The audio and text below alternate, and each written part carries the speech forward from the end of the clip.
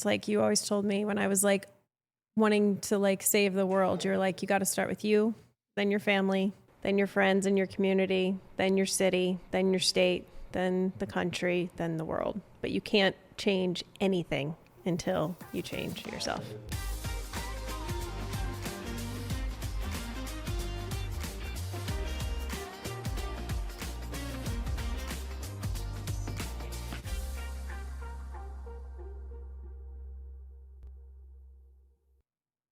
What a week. Mm-hmm. This is the week that Charlie Kirk got shot. This is the week that those congressional hearings about aliens and UFOs being actually like verified. Mm-hmm. This is the week of more school shootings. This is the week that I've never been more certain that the way people are living their lives in this country is broken. It's also the week that girl got stabbed on a bus and everybody watched the video for entertainment. It's easy to sit here Mm. and be like an armchair quarterback, you know? Like, oh, I would have done this, or like, we're not in it, but we are. Mm-hmm. I mean, our 13 going on 14-year-old daughter is having conversations about the whole thing in school, and depending upon what their parents believe in, even though these kids don't vote, they don't do anything, they're having these arguments, and it's just, and it's breaking up friendships in school, in teens. There's so much irony here. Mm-hmm. That I believe nobody wants to take accountability for. Right?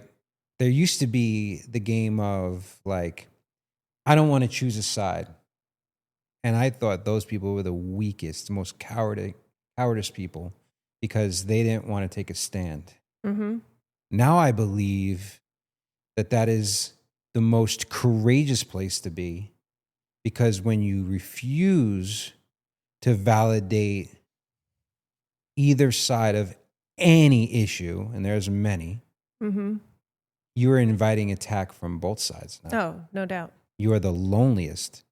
And actually pull yourself back and be like, do you not see that it's not working? Are you so fixated on being right? Are you so fixated on validating your beliefs that you may not have even come to on your own? Mm-hmm. That you can't take a, what do you call it, scope? Get scope on the situation, yeah. Zoom out. Mm-hmm. You know, I just did a post about how the way people are reacting to this shooting Mm-hmm.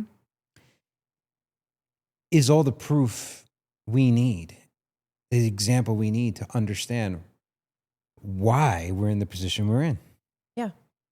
Like, we're reacting to the thing that we're saying is unacceptable in a way that just makes it more likely to happen again.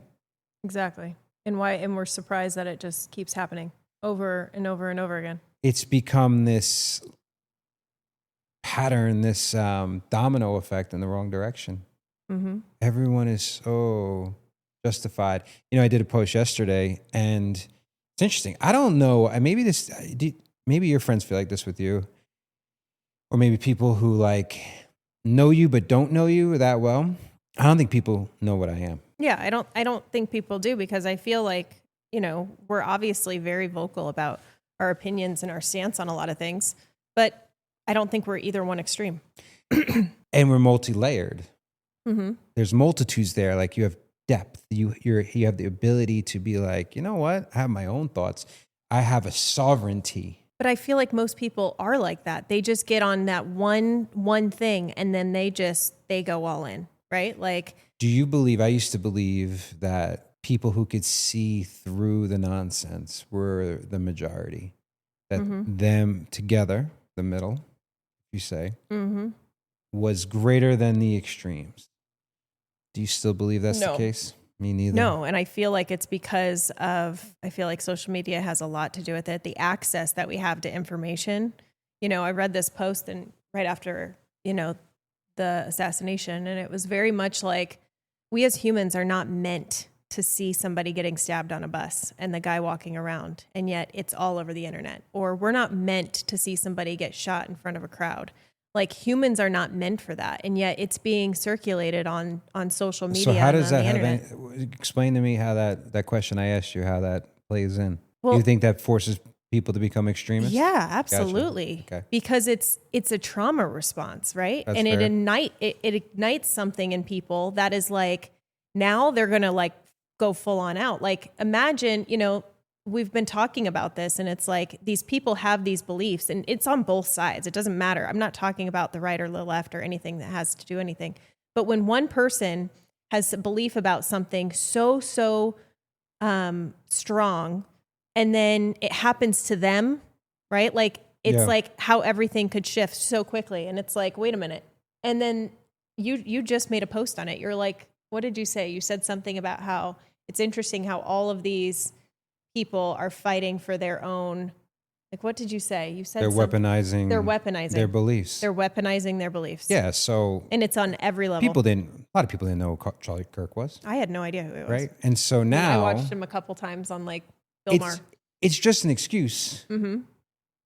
It's like a powder keg. It's already brewing. And it's like, all right, now I could justify my position. It's disgusting on both reactions. Yeah. Right. Like, and then, this is like, I'm completely opening myself up right now to be attacked by both sides. Like, I did a post, like, I had someone from the left just attack me, and I was like, I didn't even like Charlie Kirk. Like, it was unbelievable. But I got to feel like the other side. And I'm like, shit, if this is the way the left is attacking the right, I would be defensive too. Well, and it's exactly. It's like there's people that are celebrating, which is wrong, and then there's people that are going after it. Like, it's wrong on every account. So I'm going to simplify this before we get into how this plays into the way we want to live our life and the way we have our marriage together. Mm-hmm. But I'm going to simplify this on a lighter tone. I grew up a Yankees fan. Mm-hmm. Okay. And when you're a kid in elementary school, especially, maybe middle school a little bit, your biggest rival, the one you talk shit back and forth with, your friends, were Mets fans. Because you're both in New York. Mm-hmm. And it was like, who do you like? The Yankees or the Mets? Yeah. Right? That was the rival. Yep. Like, that's the World Series and for us, it was the White Sox or the Cubs. Right, exactly, Mm-hmm. right? Then when I got older, all of a sudden there became this rival between the Red Sox mm-hmm. and the Yankees because they're in the same league, same division, right? And I really never looked at the Red Sox as a rival. Yeah. But the Red Sox were just infatuated. The fans were infatuated with the Yankees. They hadn't won in 100+ years. And there was so much hate being pushed from those fans to us. Mm-hmm. And I'm like, these people aren't even on my radar. I don't even consider them rivals now, since they've won a ton of stuff. But because they hated Yankees and Yankees fans so much, I eventually just started hating the Red Sox. Yep. Right? Like, it was almost like because it was coming my way, my natural response was like, yeah, to have the same enemy. Exactly. And I'm curious, like, when this all started to become such a thing. After 9/11 was yesterday, right? And after 9/11, I mean, I was only a freshman in high school, so I only remember it to that point. The anniversary of 9/11 was yesterday, yes. Yes. The date was 9/11. I'm just saying, but yeah. Yes. I didn't know if you were saying like the original 9/11 felt like it just happened yesterday. No, yes. I was saying the date. So this all happened like same time. And I was a freshman in high school when 9/11 occurred. And I do remember the country coming together and the country being stronger, and it to be like there was no sides. It was like, we have to fight this war together, right? Yeah, well, even I thought that would happen during COVID, and it just didn't. I know. But like, when did we lose sight of like, aren't we supposed to be doing this together? I mean, we're you said this perfectly yesterday. Just the fact that the right and the left were going at each other because of this assassination without even knowing the motive or who killed him and all of the things. Like, They When didn't did even it- wait to see, although it does seem like that's the case. Seems like does. a kid, which is a kid who is obviously plugged into the narrative that is not working. You know what I mean? Right. Like, yeah. And I think it's always been there. I mean, if you go back to the Jefferson days we've always been a country. I mean, even the history of the world, it's always been, humans are violent, right? yeah. But I think what has exacerbated it or made it a powder keg is media in all forms, Mm-hmm. like 24-hour news cycles, social media, Yep. and it became a money game, and we all lose. Like, and I think everyone's aware of this, but they don't take it into account because it's so easy to fall into Oh, the game. totally. And full disclosure, I've been there. Uh-huh. And I just know it doesn't work. And so I'm doing everything I can to protect my space, Right. to not fall for this. Yeah. And that's the problem, is that like our algorithms are being fed to us. And course. it's the reasons why families are breaking up and friendships are breaking up and all the things, because we're being fed so much misinformation. Well, look and at all our the politics. I mean, it starts at the top, right? And if it's divisive and you justify the divisiveness, and then everybody's going to get in line. Yeah. Like, there's not a lot of happy about it. There's not a lot of like, let's try to bring us together. And, you know, whether you want to blame Trump or not, I mean, you know, now Newsom is doing Trump's playbook, and now it's just like, they're just going to start attacking. Yeah. And things just go worse and worse and worse. I mean, like I used to watch like some third world country in their, like their Capitol building, and they would be like fighting and like fist fights and push. You'd be like, what classless? We're so professional over here. Like, yeah. exactly. Yeah. And now we're becoming that. Yeah. Like, that's who we are.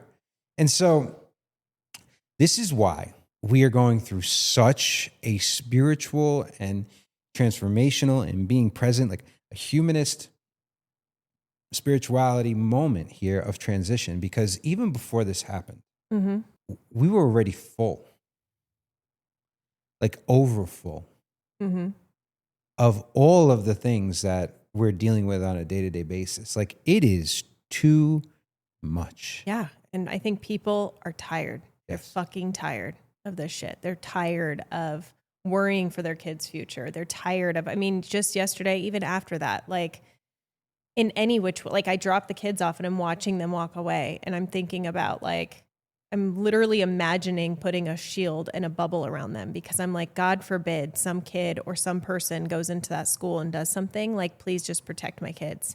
And then I was like, what about all my friends' kids? And I started like wrapping bubbles around all these people. And I'm like, the fact that I even have to fucking do that on a day-to-day basis is like disgusting, you know? And I think people are tired. And I think that that's why it's like, as adults, like, we are the ones that have to pave this way for this new generation. Like, what are we going to do? And that leads me to like all the stuff that we want to create and build and become.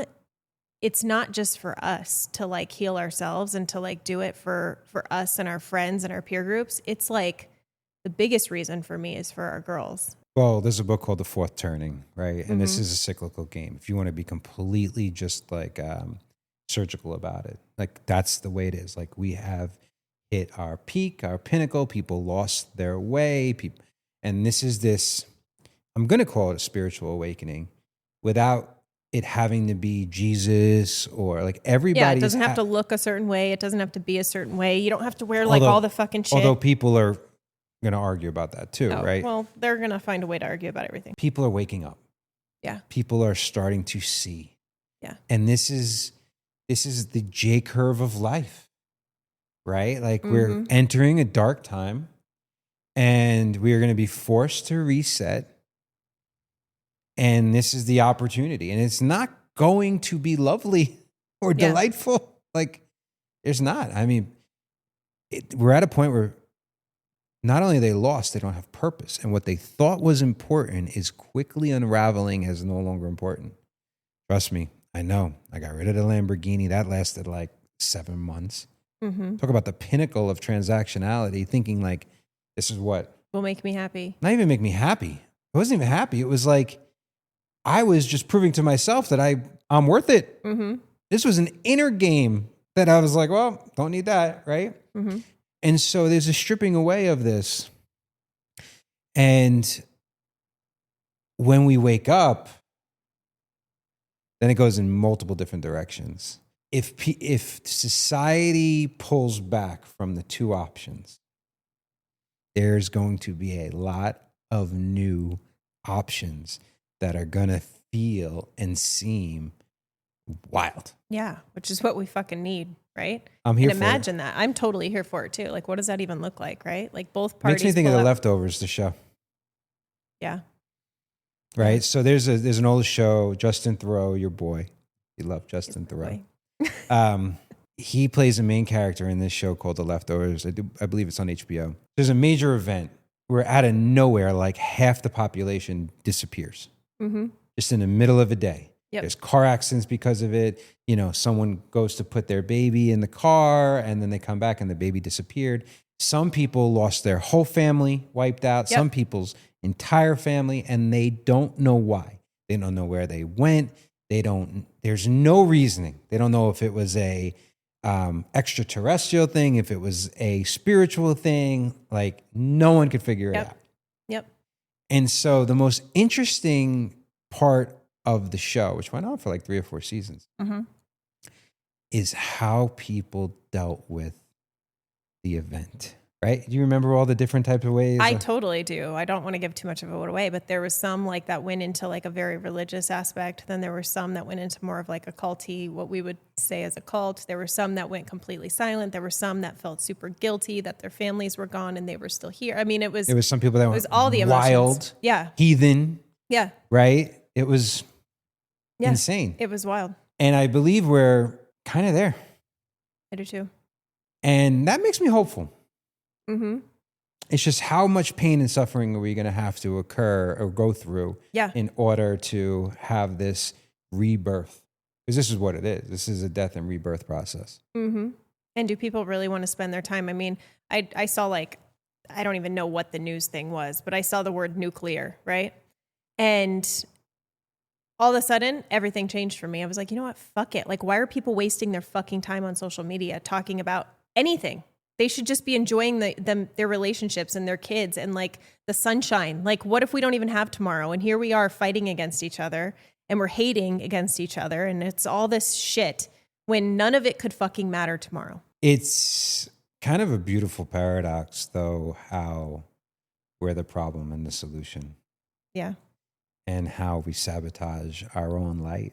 I feel such a sense of connection to something greater than me, more than I ever have in my life. Mm-hmm. Like a certainty and a presence and a just beingness that I don't know if I've ever felt. Mm-hmm. And it's weird for me because if I'll talk to a buddy who's Christian, he'll call it Christianity. If I talk to a friend who's into astrology, they'll call it astrology. And I'm here for it all. Yeah. Right? Like, I love it because it's a very, like, my anxiety goes all the way down. Mm-hmm.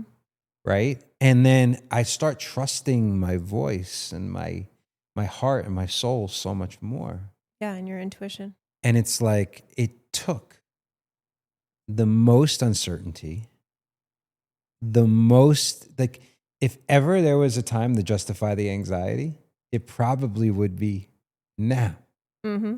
And now the surrender and letting go. Maybe it hits such a point, a boiling point where you're like, I must release this. So how are we bringing people, like talk about what we're doing. Well, I want to start a cult.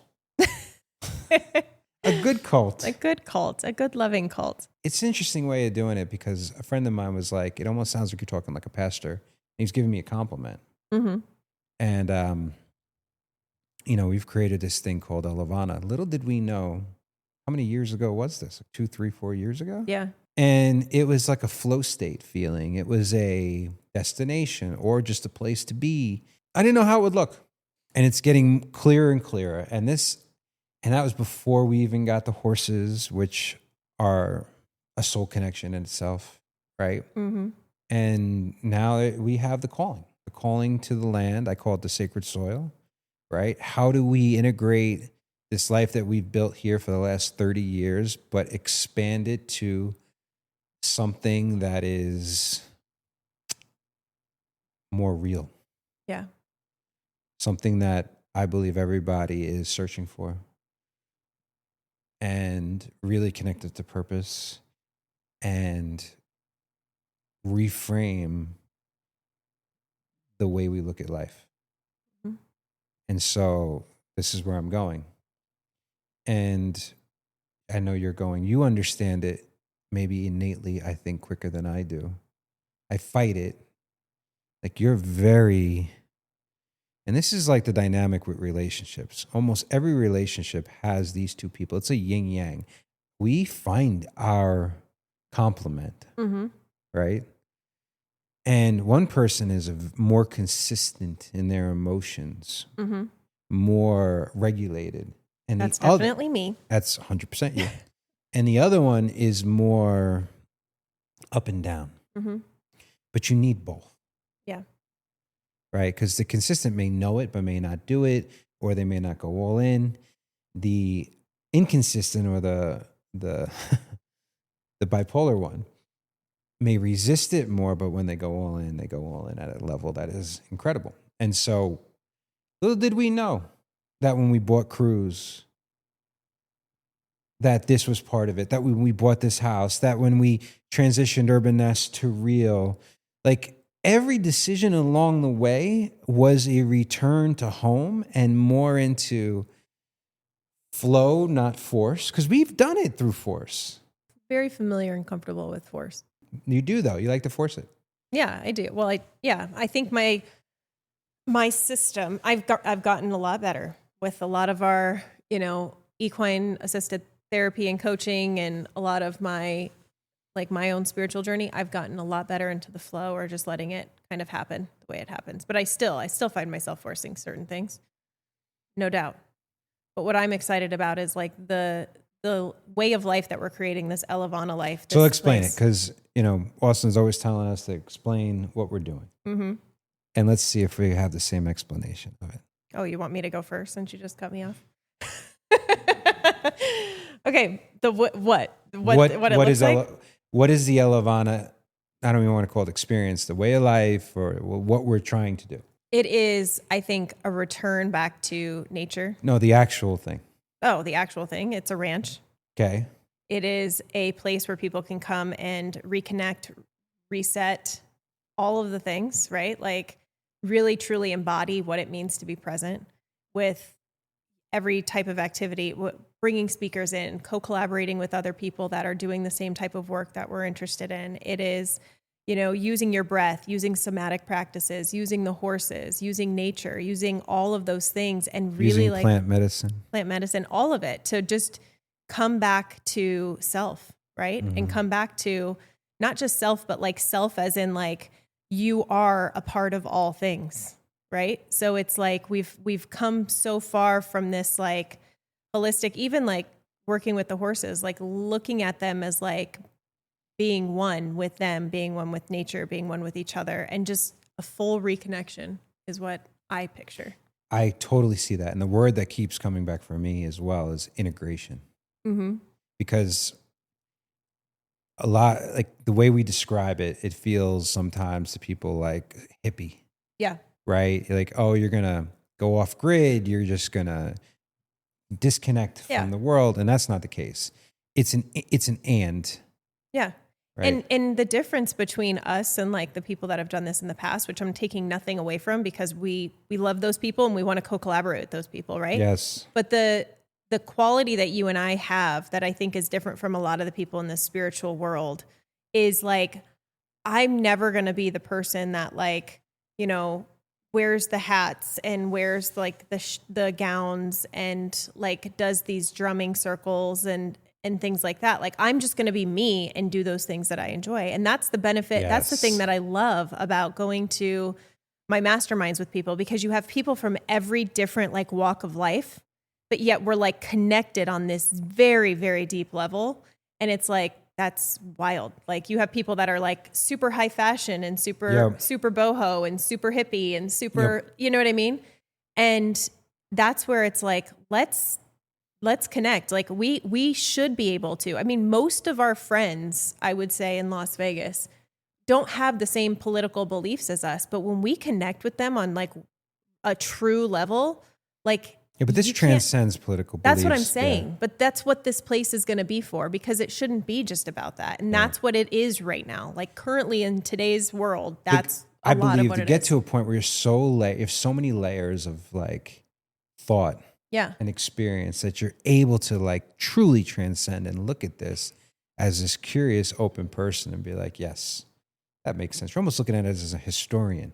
Totally. Right. And going, ooh, that makes sense. Like this is where it fell apart. And it's And doing it from love.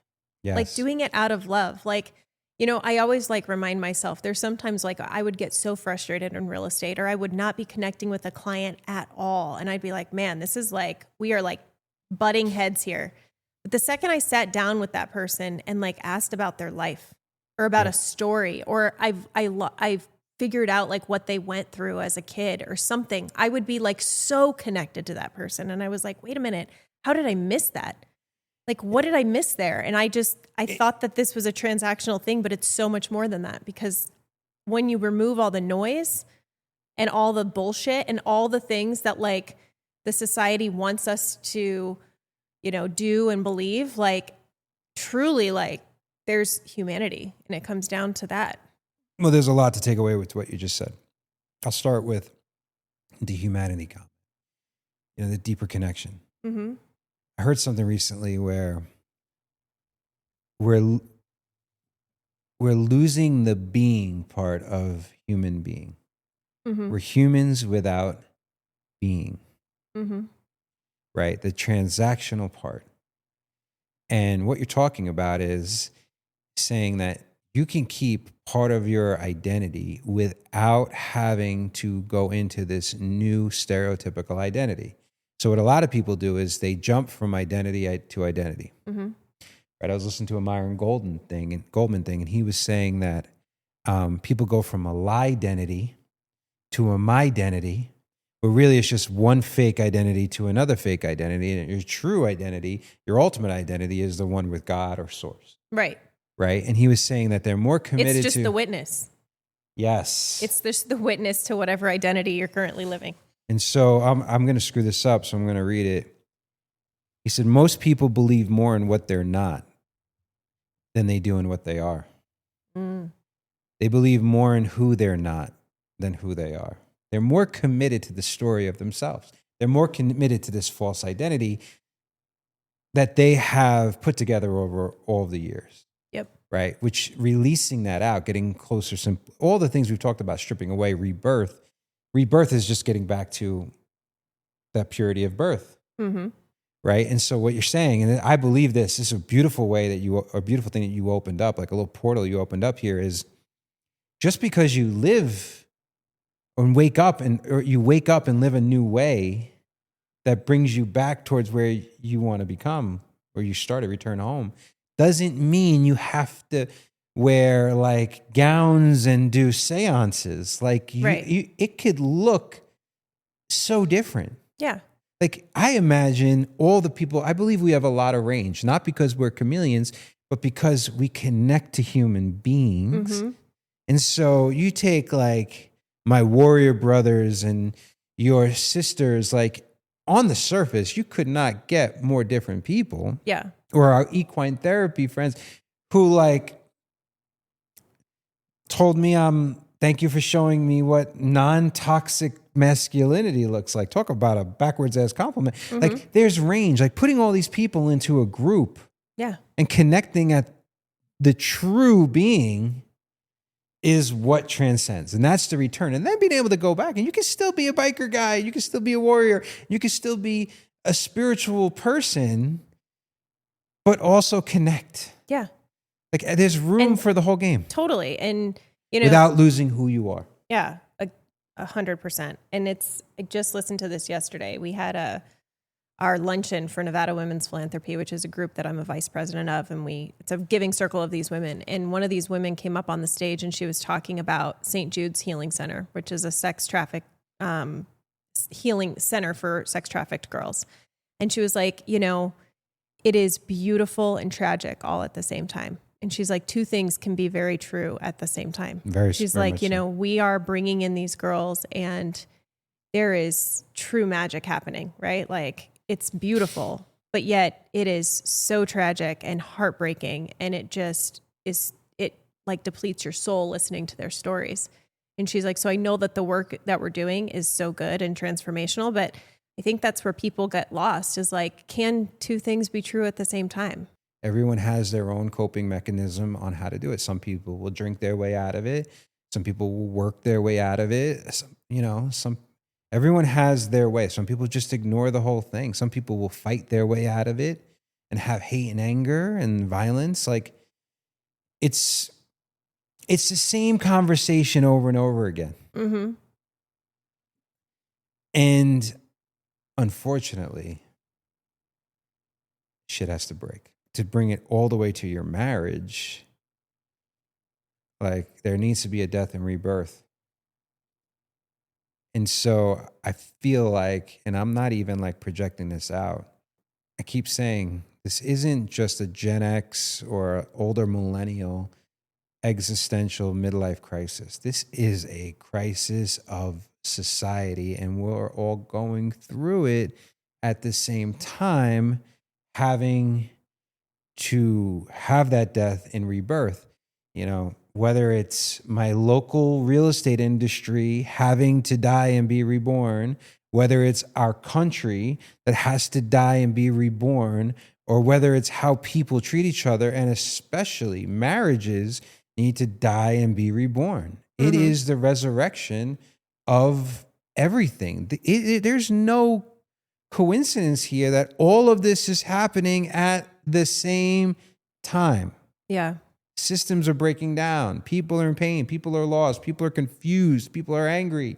People like don't know what to do. And it's like, I never thought I'd be the one saying this in a million years. This is so weird for me. And it's like, surrender. Control what you can control. Let go. And it is, if you know me. Which I do. That is very difficult to do. Yeah. Just recently, I was in a group, and it's a men's group, and two of the men in the group were talking about, it was almost like it was like a throwaway comment of how their wives were listening to marriage podcasts. Mm-hmm. And one of them's like, oh, we should go on more date nights. And, you know, the other one was like, you know, they want to spend more time together. And there was another one like, you know, it's all about the kids. And I was like, well, and another one, the guy's working too much. Like, I'm sitting there and I'm like, 80 to 90% of this group, I mean, even my other group, it's really, when it comes down to men, I don't know if it's the same as women. When it comes down to men, the reason why they call it paid and laid, and that's like probably the most crass way to say it, is that what men focus on is because most men get their validation and self-worth through how they make money, how they protect, right? And they also get their validation through the relationship with their woman. Mm-hmm. Now, if you just talk about old school, traditional, if a woman wasn't working or a woman is one with the kids, like, and I'm not saying this is the right way, I'm open to all ways, but if you just go off traditional, mm-hmm. then you could potentially have a woman who's looking for purpose too. So a man's looking through purpose through his business, a woman's looking through purpose, whether it's through business or being a mother or being a wife, right? And if you don't have these two people, if a man is just, it's about money, it becomes transactional. If a woman, it's about just raising the kids and having sex with her husband, that's transactional. And then all of a sudden you wake up and you have no real reason to be excited about life. And then all of these other things are happening at once. Mm-hmm. How are you going to be able to have the relationship you want. And then if everything around you is dying and needs to be reborn, in how many areas of your life are you willing to do that, especially in your marriage? Mm-hmm. Heavy, heavy shit. Yeah. I think that's where we all need to start, is in our own homes, right? It's like you always told me when I was like wanting to like save the world, you're like, you got to start with you, then your family, then your friends and your community, then your city, then your state, then the country, then the world. But you can't change anything until you change yourself. And you have to be the example, because you're definitely not going to be forcing anybody to do anything. Yeah. And it goes to everything. It goes to the relationship with your spouse, the relationship with your kids, the relationship with your community. Well, here's a little, an even deeper look into our marriage, right? It's so easy for us to be like, well, here are the problems with the world, and here's what people need to do, right? Without talking about how it stress tests our marriage. Mm-hmm. Like, it hasn't been the easiest of years. We knew when we made this shift with the company that we were risking a lot of money, Mm-hmm. but yet we were called to do it for many reasons. We knew that if we go get a ranch and retreat, right, a sacred soil, that it's going to stress our marriage out and our kids out, right? Yeah. How does that even look? Right? Is it full time? Is it half time? How much of our life is in Vegas? How much of our life is there? Do we homeschool the kids? Do we have them in two schools? Or do we have enough money to be able to pull this off? Do we make it all about money, this retreat? Or are we truly trying to impact and heal people? Like, everything's on the table when you make these choices. And a lot of people don't have the clarity or the courage to do it. And we have the clarity and the courage to do it. And it's still very tough. Very tough. Yeah. Because even though we have the same, like we have the same directional goal, but even having the same directional goal with all the stuff we just talked about doesn't mean it looks the same. Right. Because when you talk about this ranch and retreat, it is very horse-based. Mm-hmm. And with me, that's just a part of it. Like, it's a compound for me. It's a place of connection for people, and the horses are complementing the game, right? Like, I look at it like this is a place where my kids can connect and we can invite people. There are certain things that are very hard to do in the atmosphere we are in Vegas, right, that we'd be able to do somewhere else as well. And so a conversation of how does that look? And we could talk about how you're supposed to burn down your marriage and burn down your life and rebuild it and come home to it and wake up to it. But it's a lot harder. It's a lot harder doing it than talking about it. Yes. Yeah. But we're doing it. Little by little. I mean, the embers are starting to burn. Think about what we've done over the summer or over the last 8 months alone. Mm-hmm. Are you asking me? Yeah. If you were checking in, right? Mm-hmm. What have we accomplished in the last 6 months? What have we done? What has changed? Well, I mean, I think it started with moving, and then it started with moving our company, and then it started with getting a horse, and started with the idea of like what we wanted to do, and then it started with putting the building for sale, and all of these things. Like you're gonna say the Lamborghini, bought and sold the Lamborghini. You're gonna say. Thank you for telling me what I'm going to say. Oh, sorry. No, well, going. you're just, I'm just adding those things as part of it. But yeah, like we've been stripping away, looking and trying on a lot of things and then stripping away the stuff that isn't aligned with us. We have done a 6-month course with equine therapy and a certification. Yep. And went twice, bought a second horse. Bought a second horse. I didn't get there yet, but yes. Oh, I'm so sorry. No, it's okay. You Keep didn't going. get there yet. Going. Completely shifted our identity inside of the real estate world, right? More of a presence, attraction, working solely with the people we want to work with, right? There's a standard and a filter, an alignment, soul alignment of how we even do business, right? Because that's part of Elavana, right? So this unlimited thing I put together is, it's not just make more money. It's get the fruit of your vocation that is connected to your meaning and do a transactional thing in a transformational way in order for you to derive some flow state through it, right? It makes it like a more integrated game. Mm-hmm. And so, yeah, we've done all of that. We have completely changed so much, yet you and I have stayed who we are. I believe we're still the same. We're just more convicted in who we are and what we believe. Yeah. And we're still in the process of removing those layers and really like fully stepping into the new identity that awaits. You know, we have this episode. This could be like in the forgotten files, or they always have the musicians who have the unreleased episodes. We have this one about tribes and about friends and outgrowing and it changing that we didn't release because, I don't know, it just didn't feel right. And we thought it'd be taken wrong. But I can't help but think even that is like, we didn't have to kill our relationships with other people. We had to let who we were and how we showed up to them die in order for some of those relationships to be reborn in a totally different frame. Yeah. In even a little different frame, right? Or just how we have nothing to do with the other person, how we want to show up. You got it. In the relationship or in our own life. And that's what it comes down to. It's like, during this whole episode, like we went through what the country's feeling as a whole, what individual groups are feeling, what marriages are feeling, what we're feeling individually. And it always comes back to looking in the fucking mirror. Everything we talk about, it's an inner game. Yep. Without a doubt.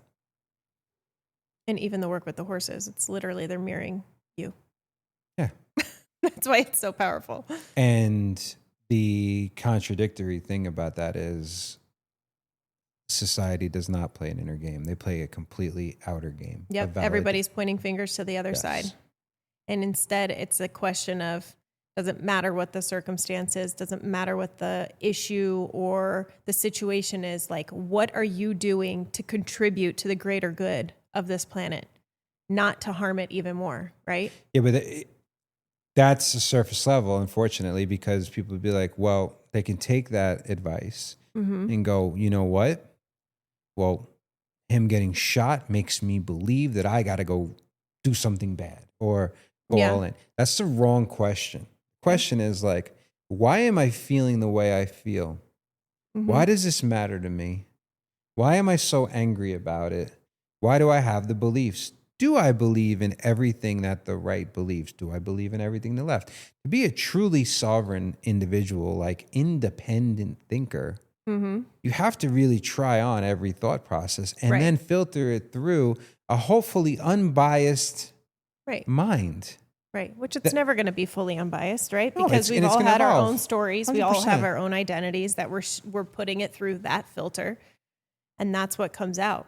But I think... But you got to be curious. You got to be open-minded. You got to be willing to deal with some uncomfortable truths, some inconvenient opinions, and really be like, why do people, I think my superpower is I'm really like a 2-year-old that's learning to talk, or a 3-year-old where they're that's like, just curious about both. Why? Both. Why? Yeah. Why? Well, and I challenge my own thoughts all the time, and I get myself wrapped up in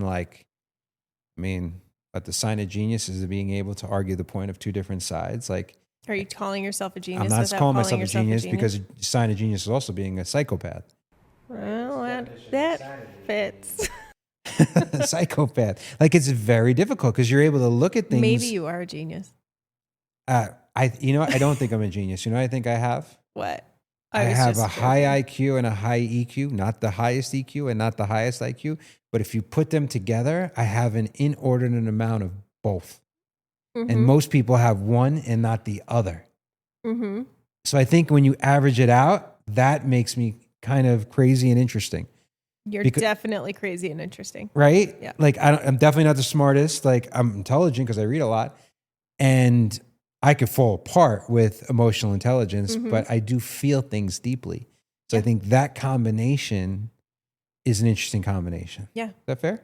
It's completely fair. And for the people that are like, oh, he's, whatever their opinions are going to be their opinions. But like, it is beautiful to see, like, you're obsessed with books, and it's beautiful to see that you will get books from every religion, every source, every type of political party, and you will just read and take it in. So the thing that you're saying, like what you're telling people to do, like putting it through their filter and like really deciding like what are your own beliefs and what are your own thoughts, and like come up with your own thoughts, you are doing. Like you actually embody that aspect. Which, and I'm not using it for a manipulative way. No. I truly want it to help and you people. want to help the world. I think you're very curious too. But I am very curious. I probably do hold on to certain things a little bit stronger than you because I'm not as versed in really finding out so much about a certain topic. And so when I do, I'm like, I'll hold on.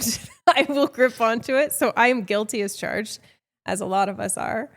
But I feel like the thing that I have that I don't feel like is being seen right now in the media or in social media and in people's thing is like, I am not going to sit there and point fingers at another group or party or anything. And we've been there.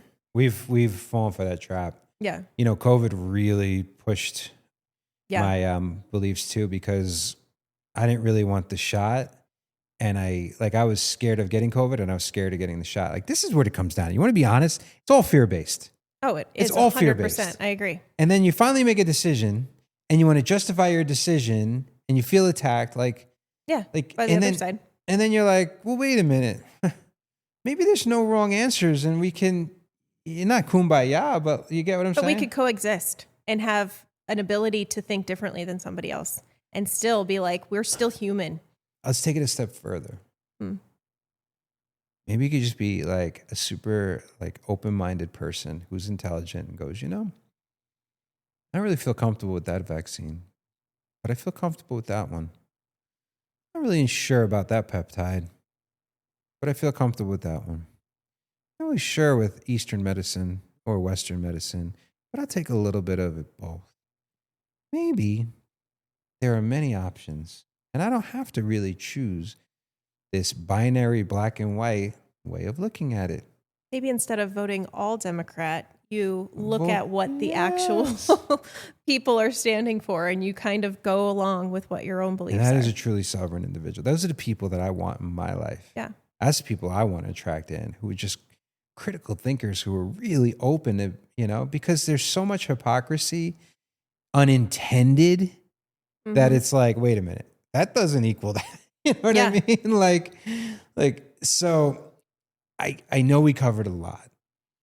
We went through it, and it's a little of a primordial soup, but I believe the unifying theme is that there isn't one answer, and that maybe the answer is exploring the fact that there's more than one answer, that there are a lot of alternatives on how to do this.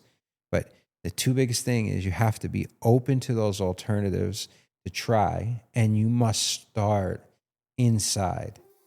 And with yourself.